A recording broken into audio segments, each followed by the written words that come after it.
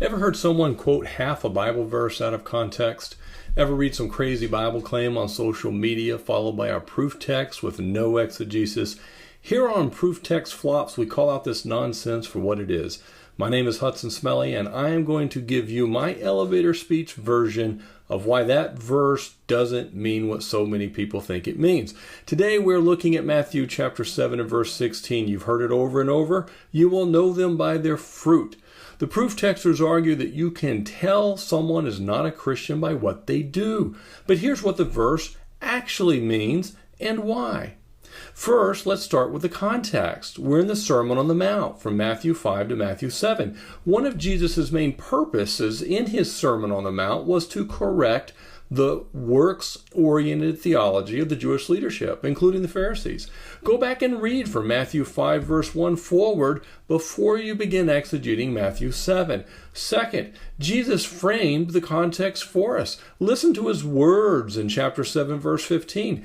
Be on guard against false prophets who come to you in sheep's clothing, but inwardly they're ravaging wolves. The object of Jesus' warning is false prophets or false teachers, not Christians that we don't think live up to our standards. And Jesus tells us not to look at what we see in their walk because they are wolves disguising themselves as sheep to deceive us. Third, Jesus says to recognize them by their fruit. We can't assume that fruit equals works. Context determines what fruit means here.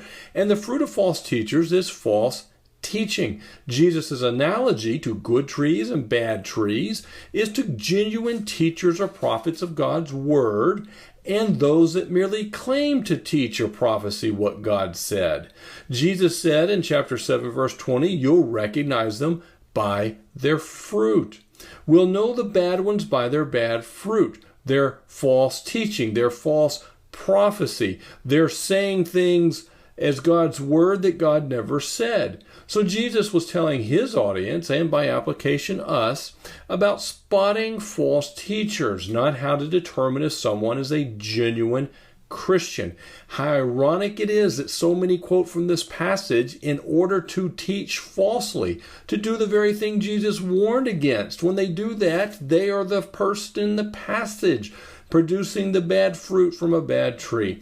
My Christian friends, let's always do the hard work of exegeting passages in their context. Let's keep an eye on the structure of the book we're studying, the flow of the author's argument, and what the words that most of us are reading in an English translation actually mean.